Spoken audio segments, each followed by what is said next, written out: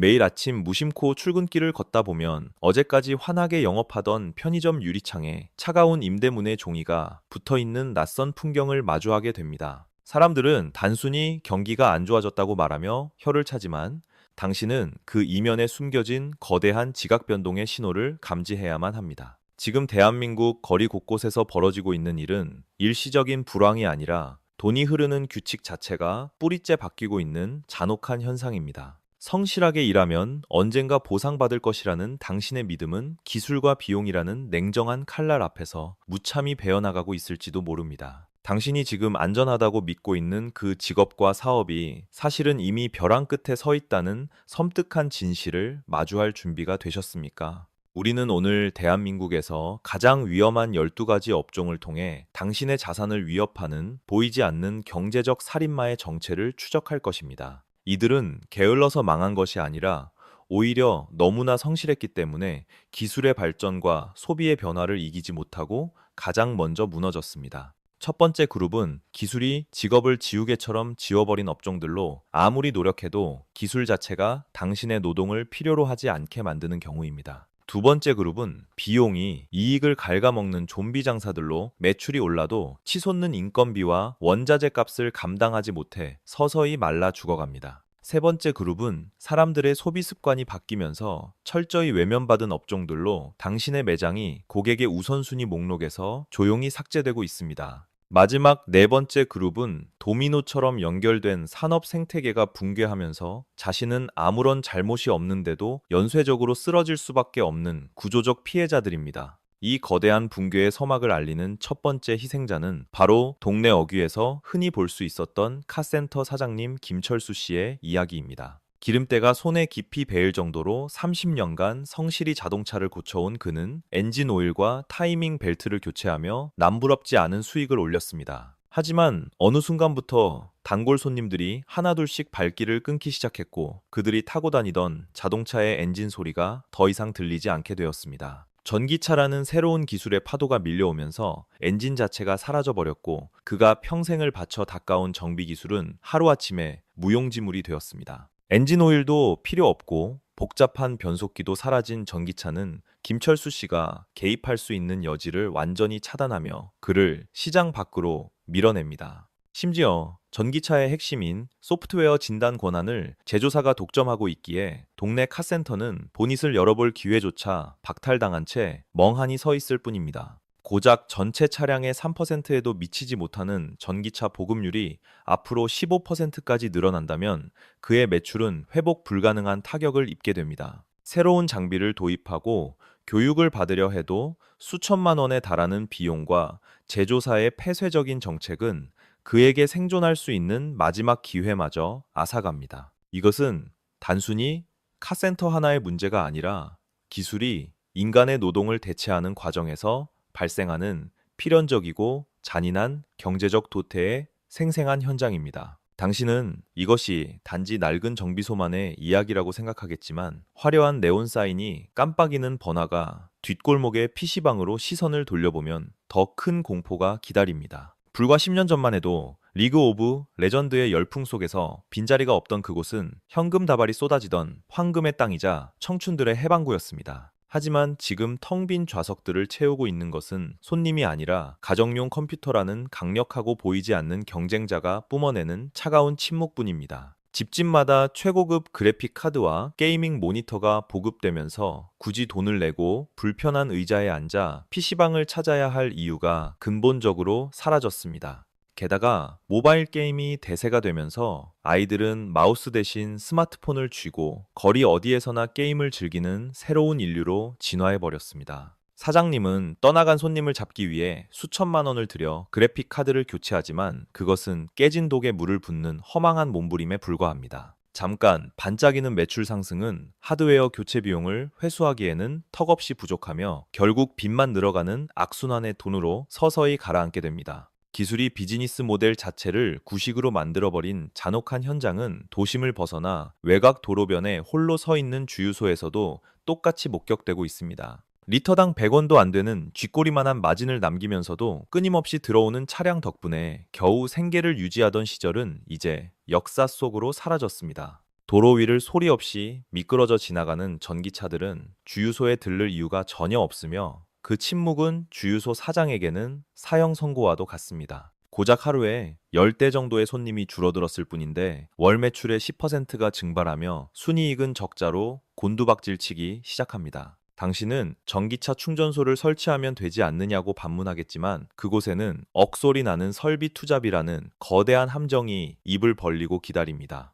급속 충전기 한 대를 설치하는데 1억 원이 넘게 들지만 그 기계가 벌어들이는 돈은 당신의 기대보다 훨씬 처참한 수준입니다. 5분이면 끝나는 주유와 달리 충전은 최소 30분이 걸리기 때문에 회전율이 극도로 낮아져 하루에 받을 수 있는 손님 수가 제한됩니다. 더욱 절망적인 것은 충전 요금에서 남는 마진이 휘발유보다 훨씬 적어서 투자 원금을 회수하는 데만 10년 이상이 걸린다는 사실입니다. 결국 빚을 내어 충전소를 설치한 사장님은 은행 이자를 갚기 위해 일하는 신세가 되어 언제 무너질지 모르는 위태로운 하루하루를 버팁니다. 카센터와 PC방, 그리고 주유소는 주인이 게을러서가 아니라 기술의 발전이 그들의 존재 가치를 송두리째 지워버렸기 때문에 몰락하고 있는 것입니다. 기술의 파도가 휩쓸고 간 자리에 살아남았다 해도 안심하기엔 이릅니다. 왜냐하면 비용이라는 또 다른 괴물이 당신의 지갑을 노리고 있기 때문입니다. 두 번째 그룹은 아무리 열심히 일해서 매출을 올려도 통장에 남는 돈은 영원에 수렴하는 기이하고도 공포스러운 좀비 비즈니스들입니다. 점심시간마다 손님들로 발 디딜 틈 없는 김밥집 사장님이 왜 아르바이트생보다 적은 돈을 가져가는지 그 충격적인 장부를 지금부터 공개하겠습니다. 김밥 한 줄에 3,000원이라는 가격표를 보고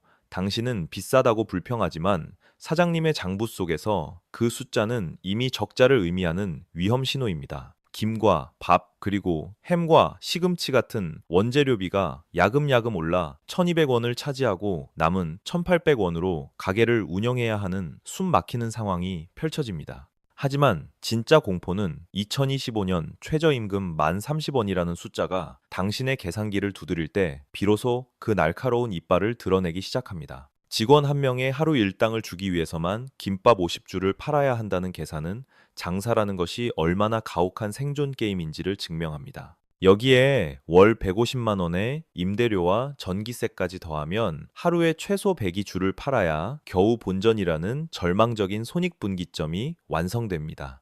사장님은 인건비를 아끼기 위해 아침 7시부터 밤 9시까지 하루 14시간을 일하지만 가져가는 돈은 최저시급의 절반에도 미치지 못합니다. 배달 앱을 쓰면 매출이 늘어날 거라 기대하지만 수수료와 배달비가 남은 마진을 모두 빨아들이며 당신을 일만 하고 돈은 못 버는 바보로 만듭니다. 열심히 김밥을 말아 팔수록 배달 플랫폼 배만 불려주는 기이한 구조 속에서 자영업자는 서서히 말라 죽어가는 현대판 소장농이 되었습니다. 이것이 바로 비용이 이익을 집어삼키는 좀비 장사의 실체이며 이 끔찍한 공식은 동네 목욕탕으로 가면 더욱 거대한 규모로 확장됩니다. 뜨거운 탕 속에 몸을 담그며 피로를 푸는 당신은 모르겠지만 목욕탕 굴뚝 아래 보일러실에서는 돈이 땔감처럼 타오르는 지옥도가 펼쳐지고 있습니다. 손님이 오든 안 오든 24시간 내내 40도의 온수와 90도의 사우나를 유지해야 하는 목욕탕은 에너지 비용이라는 괴물과 싸워야 합니다.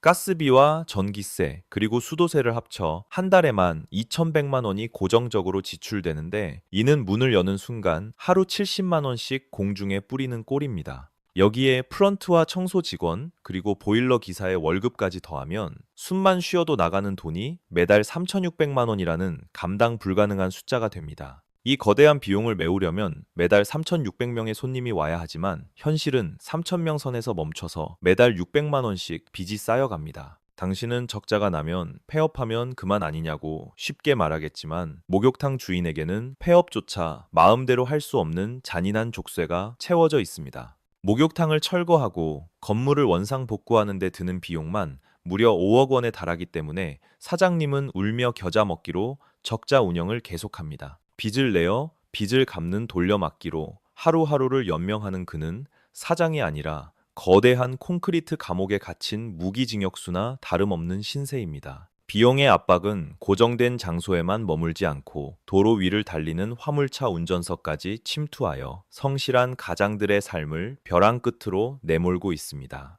하루 10시간을 꼬박 운전하여 월 400만 원을 버는 것처럼 보이지만 그 돈이 내 돈이 아니라는 사실을 깨닫는 데는 오래 걸리지 않습니다. 치솟는 경유값과 차량 할부금, 그리고 보험료가 수입의 75%를 가져가 버리고 남은 돈은 편의점 아르바이트생보다 못한 수준으로 추락합니다. 이제 우리는 세 번째 그룹인 소비 습관의 변화가 만들어낸 잔혹한 몰락의 현장으로 무거운 발걸음을 옮겨야 할 차례입니다. 당신의 지갑이 얇아져서가 아니라 당신이 더 똑똑하고 효율적인 선택을 하기 시작했기 때문에 철저히 버림받은 비운의 업종들입니다. 주말 데이트를 위해 영화관을 찾던 당신은 티켓 2장과 팝콘 세트, 그리고 주차비까지 35,000원이라는 영수증에 경악을 금치 못합니다. 넷플릭스 한 달 요금이면 영화 20편을 볼 수 있는데 굳이 비싼 돈을 내고 불편한 극장에 갈 이유를 찾지 못합니다. 집 거실에 놓인 대형 TV와 사운드바는 극장의 압도적인 경험을 대체하기에 충분하며 타인의 방해 없이 온전히 몰입할 수 있습니다.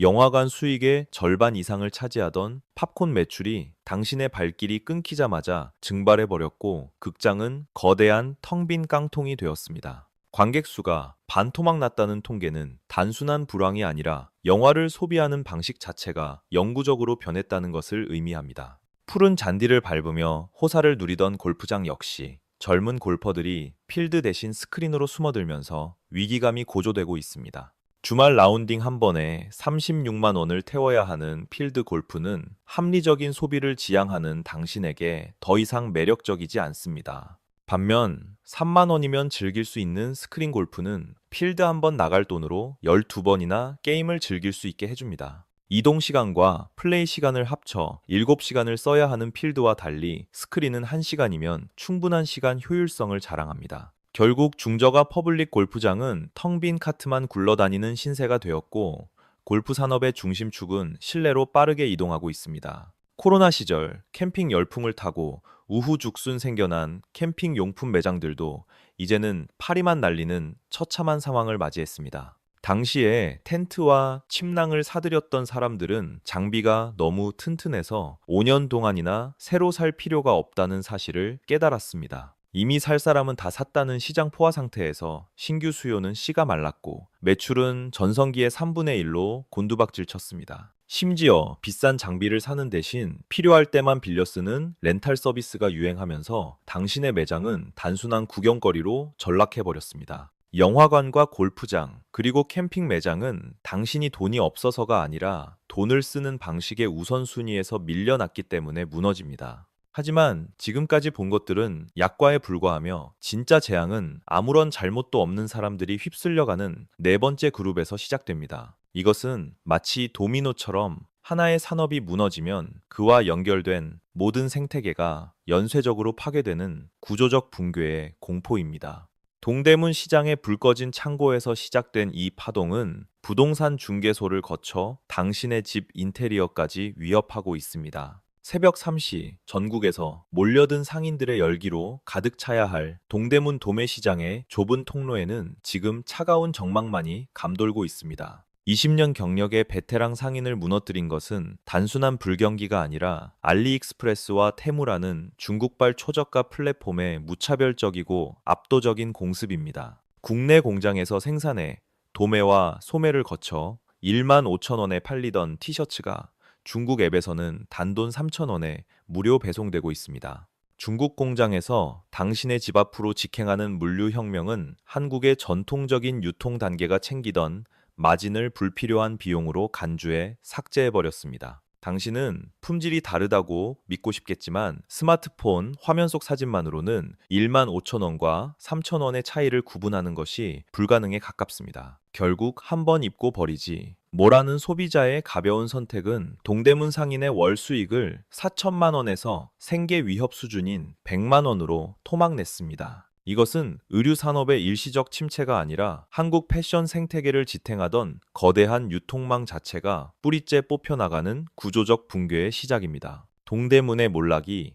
국경 없는 물류 전쟁의 결과라면 동네 부동산 중개소의 위기는 거래 절벽과 기술의 습격이라는 두 가지 재앙이 겹친 참사입니다. 불과 3년 전만 해도 매매 계약서를 쓰느라 점심 먹을 시간도 없었던 수원시의 한 중개업소는 지금 개점 휴업 상태로 먼지만 쌓여갑니다. 금리가 치솟아 대출 문턱이 높아지자 매수자는 자취를 감췄고 집주인과 세입자 사이의 거래는 빙하기처럼 차갑게 얼어붙어 녹을 기미가 없습니다. 한 달에 매매한 거는커녕 전세 계약조차 구하기 힘든 상황이 4개월째 이어지며 중개 수수료 수입은 사실상 영원에 수렴하고 있습니다. 설상가상으로 직방이나 네이버 부동산 같은 플랫폼을 통해 집주인과 직접 연락하고 계약하는 직거래 방식이 젊은 층을 중심으로 빠르게 확산됩니다. 굳이 수백만 원의 중개 수수료를 줘야 하나? 라는 의문이 상식이 되는 순간 중개사의 존재 이유는 시장에서 조용히 지워지기 시작합니다. 월세 100만 원과 생활비를 감당하기 위해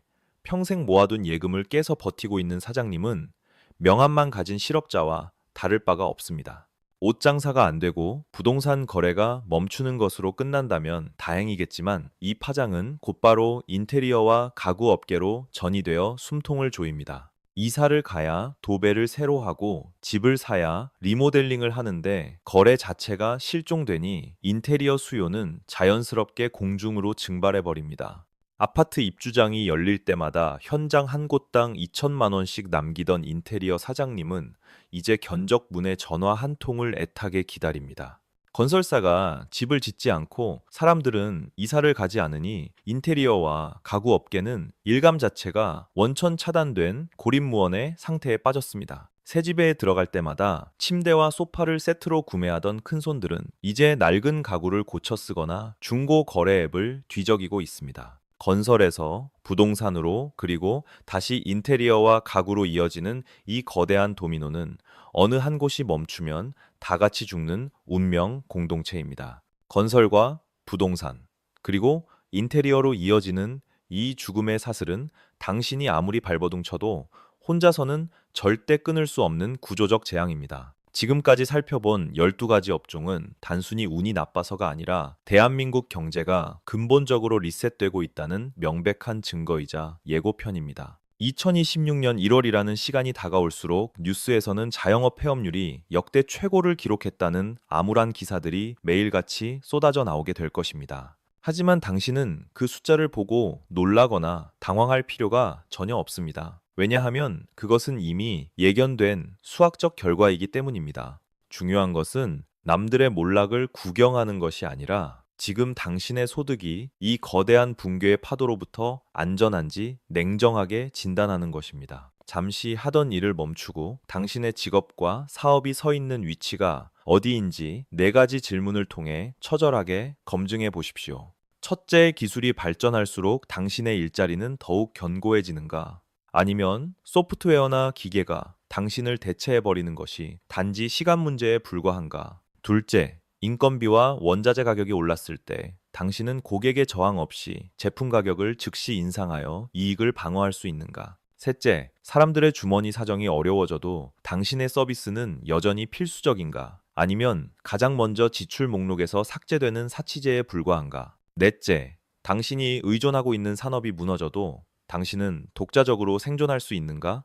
아니면 함께 침몰할 수밖에 없는 운명 공동체인가? 만약 이 질문들 앞에서 단 하나라도 머뭇거리거나 부정적인 대답이 나온다면 당신은 지금 경제적 지진의 진앙지 위에 서 있는 것입니다. 월급을 받는 직장인이라고 해서 안심하지 마십시오. 회사가 위기에 처하면 가장 먼저 비용 절감의 대상이 되는 것은 바로 당신입니다. 위기는 예고 없이 찾아오는 것이 아니라 우리가 애써 무시하고 외면했던 수만 가지 작은 신호들이 임계점을 넘을 때 폭발합니다. 동네 가게가 문을 닫는 것은 단순한 폐업이 아니라 당신의 삶을 지탱하던 경제 생태계가 붕괴하고 있다는 가장 강력한 경고등입니다. 우리는 변화를 거부하고 과거의 영광에만 매달리다가 역사 속으로 사라져간 수많은 기업과 개인들을 수도 없이 목격해 왔습니다. 지금 당신의 눈앞에 펼쳐진 현실을 부정하고 경기가 좋아지겠지라는 막연한 희망 고문에 빠져 있는 시간은 이미 끝났습니다.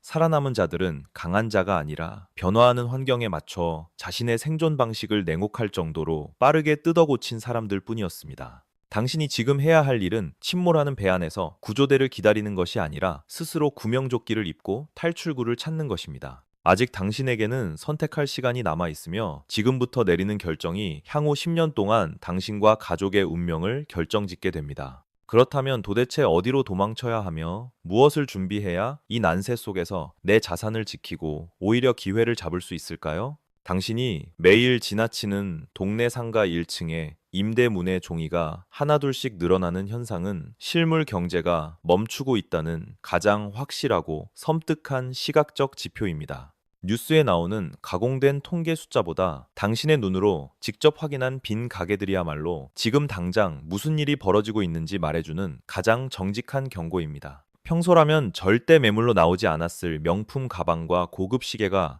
중고장터에 헐값으로 쏟아지는 현상은 중산층의 현금 흐름이 막혔다는 결정적인 증거입니다. 급하게 현금을 마련하기 위해 사람들이 가장 아끼던 자산을 내다 팔기 시작했다는 것은 이미 가계 경제의 최후 방어선이 무참히 뚫렸다는 비명소리입니다. 오랜 기간 연락이 없던 지인들이 갑자기 안부를 물으며 조심스럽게 돈을 빌려달라고 부탁하는 횟수가 늘어난다면 그것은 시스템 리스크가 개인의 삶을 침범했다는 신호입니다. 제도권 금융의 문턱을 넘지 못한 사람들이 사적인 인맥을 통해 필사적으로 자금을 구하려 할 때 경제 위기는 비로소 당신의 현관문 앞까지 당도한 것입니다. 이러한 불길한 징후들이 포착될 때 당신이 취해야 할 첫 번째 생존 전략은 무리하게 자산의 덩치를 키우는 것이 아니라 확실한 현금 흐름을 확보하는 것입니다. 지금은 언제 팔릴지 모르는 부동산이나 변동성 심한 주식보다 매달 당신의 통장에 확실하게 꽂히는 현금의 가치가 그 어느 때보다 폭등하는 디플레이션의 초입입니다.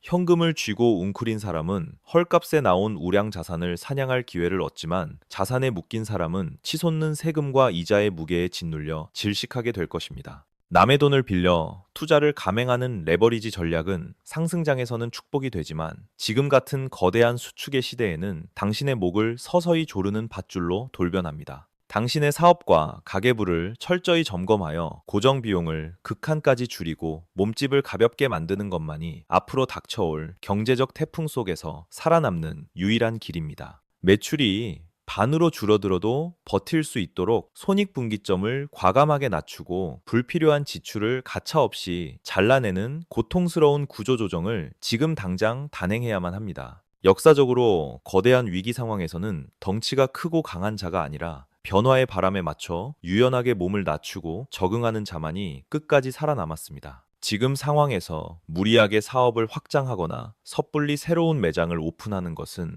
불타고 있는 집에 기름을 붓는 것과 다름없는 무모한 자살 행위입니다. 대신 사람들이 지갑을 닫아도 반드시 지출해야만 하는 필수 소비재나 가성비가 극대화된 서비스 영역으로 당신의 비즈니스 축을 신속하게 옮겨야 할 때입니다. 화려한 거치레보다는 본질적인 가치에 집중하고 고객에게 확실한 경제적 이득을 줄 수 없다면 차라리 과감하게 시장에서 철수하여 훗날을 도모하는 용기도 필요합니다. 최대한 현금을 확보하고 빚을 줄이며 몸을 낮추고 때를 기다리는 이 지루한 시간은 결코 패배가 아니라 더 높은 곳으로 도약하기 위한 전략적 인내입니다. 남들이 공포에 질려 모든 것을 내던질 때 당신은 미리 준비된 현금과 차가운 이성을 무기로 바닥에 떨어진 황금 같은 기회를 낚아채야 합니다. 이것은 단순히 돈을 더 많이 버는 재테크의 문제가 아니라 당신과 당신 가족의 생존이 걸린 냉혹하고도 처절한 현실의 전쟁터 그 자체입니다. 자, 이제 마지막으로 이 모든 혼란과 위기 속에서도 결코 무너지지 않을 당신만의 단단한 마음가짐에 대해 이야기하며 긴 여정을 마무리하겠습니다. 가장 무서운 적은 외부의 경제 위기가 아니라 설마 나에게 그런 일이 일어나겠어 라고 믿는 당신 내면의 안일함과 근거 없는 낙관입니다. 위기가 눈앞에 닥쳤을 때 사람들은 본능적으로 눈을 감고 모든 것이 지나가기를 기도하지만 그것은 가장 확실하고 처참한 파멸의 지름길입니다. 끓는 물속의 개구리처럼 서서히 조여오는 고통에 적응하다 보면 어느새 탈출할 힘조차 남지 않은 상태로 비참한 죽음을 맞이하게 됩니다. 지금 당장 당신의 라이프 스타일 거품을 스스로 터뜨리지 않으면 누군가에 의해 강제로 그리고 훨씬 고통스러운 방식으로 터지게 될 운명입니다. 남들이 부러워하는 고급 승용차와 넓은 아파트를 유지하기 위해 매달 막대한 이자를 내는 것은 당신의 목숨줄을 은행에 넘기는 행위입니다. 차라리 지금 자발적으로 차를 팔고 집을 줄여서라도 몸을 가볍게 만드는 것이 훗날 법원 경매로 모든 것을 잃는 것보다 100번 낫습니다. 자산의 유동성만큼이나 중요한 것은 당신이 가진 기술과 능력의 유동성이며 이것만이 그 어떤 불황에도 당신을 지켜줄 유일한 생존 무기입니다. 회사가 당신을 영원히 보호해 줄 것이라는 착각을 버리고 회사 밖에서도 당장 돈을 벌 수 있는 야생의 기술을 지금부터라도 갈고 닦아야 합니다. 인공지능이 보고서를 쓰고 로봇이 커피를 타는 시대에 당신만이 할 수 있는 대체 불가능한 역량이 무엇인지 치열하게 고민하고 증명해야 할 때입니다. 단순히 열심히 일하는 성실함은 이제 미덕이 아니라 변화를 거부하는 게으름으로 간주되어 시장에서 가장 먼저 도태되는 원인이 되고 있습니다. 당신의 직업이 기술로 대체되거나 비용 문제로 사라질 위험이 있다면 늦기 전에 과감하게 배의 방향을 돌리는 용기 있는 결단이 필요합니다. 새로운 기술을 배우고 낯선 분야에 도전하는 두려움보다 아무것도 하지 않고 가만히 앉아서 침몰을 기다리는 공포가 훨씬 더 커야만 합니다. 또한 이 힘든 시기를 버티게 해주는 것은 통장의 잔고뿐만이 아니라 서로를 믿고 의지할 수 있는 가족과 동료들의 단단한 유대감입니다. 돈 문제로 다투고 서로를 비난하는 순간 가정은 지옥으로 변하고 그 어떤 경제적 재기도 불가능하게 만드는 가장 큰 리스크가 됩니다. 오히려 지금의 위기를 가족들이 똘똘 뭉쳐 불필요한 지출을 줄이고 미래를 위해 함께 공부하는 기회로 삼는다면 전화위복이 될 수 있습니다. 당신 주변에 성공을 과시하는 사람들보다 실패를 딛고 일어선 경험이 있는 사람들과 어울리며 그들의 지혜와 태도를 당신의 것으로 만들어야 합니다. 건강한 신체와 강인한 정신력은 돈으로 살 수 없는 최고의 자산이며 스트레스로 무너진 몸은 다시는 회복할 수 없는 치명적인 손실입니다. 매일 쏟아지는 부정적인 뉴스에 함몰되지 말고 냉철한 머리로 세상의 흐름을 읽으며 당신만의 생존 시나리오를 끊임없이 수정하고 보완하십시오. 이 모든 과정은 고통스럽고 외로운 싸움이 되겠지만 포기하지 않고 끝까지 버티는 자에게는 반드시 새로운 질서의 주인공이 될 기회가 주어집니다. 이제 우리는 이 긴 이야기의 끝에서 당신이 가져야 할 마지막 태도와 다가올 미래에 대한 최종적인 결론을 마주하게 될 것입니다. 역사적으로 모든 경제 위기는 부가 사라지는 것이 아니라 단지 주인이 바뀌는 거대한 부의 이동 과정이었음을 당신은 반드시 기억해야 합니다. 공포에 질려 헐값에 던져진 자산들은 준비된 소수의 손으로 넘어가며 그들은 다음 상승장이 올 때까지 조용히 부를 독점하게 됩니다. 당신이 지금 겪고 있는 이 고통스러운 구조조정의 시간은 어쩌면 계층의 사다리를 뛰어오를 수 있는 생의 마지막 기회일지도 모릅니다. 세상이 망했다고 한탄만 하는 사람과 망해가는 세상 속에서 새로운 질서를 발견하는 사람의 10년 후 미래는 천지 차이로 갈라질 것입니다. 오프라인 매장이 무너지는 폐허 속에서도 누군가는 온라인으로 전 세계의 물건을 팔며 상상할 수 없는 수익을 올리고 있다는 사실을 직시하십시오. 부동산 불패 신화가 깨진 자리에서도 누군가는 달러와 채권이라는 안전한 피난처를 찾아 자산을 배로 불리고 있다는 냉혹한 현실을 보십시오. 결국 살아남는다는 것은 강한 힘을 가진 것이 아니라 돈이 흘러가는 길목을 먼저 선점하고 기다릴 줄 아는 통찰력을 의미합니다. 지금 당장 눈에 보이는 수익이 없다고 조급해하지 마십시오. 농부가 겨울에 씨를 뿌리지 않고 봄을 기다리는 것은 게으름이 아니라 지혜입니다. 당신의 자산을 지키기 위해 가장 필요한 덕목은 화려한 투자 기술이 아니라 남들의 광기에 휩쓸리지 않는 차가운 인내심과 독립적인 사고입니다. 앞으로 닥쳐올 세상은 근로소득만으로는 생존하기 어려운 가혹한 환경이 될 것이기에 당신은 반드시 자본이 일하게 만드는 시스템을 구축해야 합니다. 거창한 사업이 아니더라도 잠자고 있는 동안에 단돈 10원이라도 들어오는 파이프라인을 만드는 것이 당신의 노후를 구원할 유일한 동아줄입니다. 또한 당신이 가진 지식과 경험을 콘텐츠로 만들어 파는 것은 자본 없이 시작할 수 있는 가장 강력하고 안전한 무자본 창업입니다. 은퇴라는 단어를 머릿속에서 지워버리십시오. 100세 시대에 일이 없다는 것은 휴식이 아니라 죽을 때까지 가난의 공포에 시달리는 형벌입니다. 평생 현역으로 살겠다는 각오로 끊임없이 배우고 자신을 업데이트하는 사람만이 인공지능과 로봇이 지배하는 세상에서 인간으로서의 존엄을 지킬 수 있습니다. 지금 당신이 느끼는 불안감은 미래에 대한 준비가 부족하다는 신호이니 그것을 회피하지 말고 성장을 위한 에너지로 전환하여 사용해야 합니다. 밤이 깊을수록 새벽이 가깝다는 말은 경제에서도 통용되는 진리이며 가장 어두운 순간이 바로 새로운 기회가 싹트는 시작점입니다. 당신이 포기하지 않는 한 실패는 과정에 불과하며 이 혹독한 겨울을 견뎌낸 당신은 더욱 단단해진 모습으로 봄을 맞이하게 될 것입니다. 주변의 소음에 귀를 닫고 오직 당신의 목표와 계획에만 집중하십시오.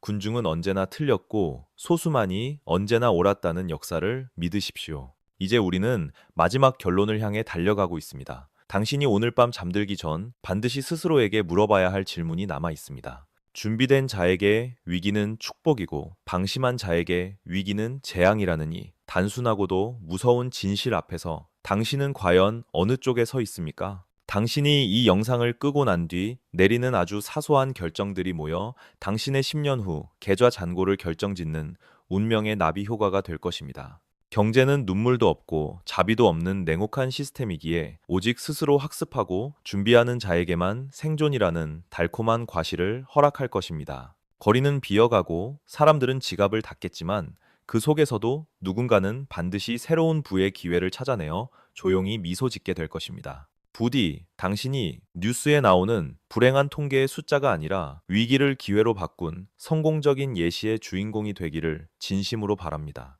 우리가 오늘 나눈 이야기들이 당신의 불안을 잠재우고 앞으로 나아갈 방향을 비추는 작은 등대이자 나침반이 되었기를 소망합니다. 세상이 무너진다고 공포에 떨지 마십시오. 무너지는 것은 낡은 질서일 뿐 당신의 미래는 아직 아무것도 정해지지 않았습니다. 지금부터 매일 아침 눈을 뜰 때마다 세상이 보내는 시그널을 예민하게 관찰하고 끊임없이 의심하며 당신만의 정답을 찾아가십시오. 남들이 가지 않은 길을 걷는 것을 두려워하지 말고 오직 당신의 이성과 판단력을 믿으며 묵묵히 그 길을 걸어가야 합니다. 비록 지금은 터널 속에 있는 것처럼 어둡고 답답하겠지만 멈추지 않고 걷다 보면 반드시 환한 빛이 쏟아지는 출구를 만나게 될 것입니다. 당신의 소중한 자산과 사랑하는 가족을 지키기 위해 오늘 당장 무엇을 시작하고 무엇을 멈춰야 할지 치열하게 고민해 보십시오. 위기라는 단어 속에는 위험과 기회라는 두 가지 의미가 공존하고 있다는 오래된 격언은 지금 이 순간 가장 절실한 진리입니다. 변화를 거부하면 도태되지만 변화를 즐기면 진화한다는 자연의 법칙을 기억하며 다가올 거대한 파도에 유연하게 올라타십시오. 당신의 건승을 빌며 우리는 앞으로도 변함없이 냉철한 시각으로 세상의 이면을 꿰뚫어보는 이야기로 다시 찾아오겠습니다. 이제 선택의 시간은 끝났고 행동의 시간만이 남았으니 부디 현명한 판단으로 이 난세를 헤쳐나가는 승리자가 되십시오. 긴 시간 동안 불편하고 무거운 진실을 마주하며 끝까지 귀를 기울여 주신 당신의 용기와 인내심에 깊은 경의를 표합니다. 오늘의 이야기가 단순한 정보 전달을 넘어 당신의 삶을 근본적으로 변화시키는 강력한 트리거가 되었기를 간절히 바랍니다. 당신은 혼자가 아니며 우리와 함께 깨어있는 눈으로 세상을 바라보는 한 그 어떤 위기도 당신을 무너뜨릴 수 없습니다. 마지막으로 부탁드리고 싶은 것은 오늘의 다짐이 작심삼일로 끝나지 않도록 지금 당장 작은 행동 하나라도 실천에 옮기는 것입니다. 이 영상이 끝나는 순간 다시 차가운 현실로 돌아가겠지만 당신의 눈빛만은 어제와 완전히 다른 날카로움으로 빛나고 있어야 합니다. 준비된 당신에게만 허락된 새로운 세상의 문이 열리고 있다는 사실을 잊지 마십시오. 오늘 궁금한 경제학은 여기까지입니다.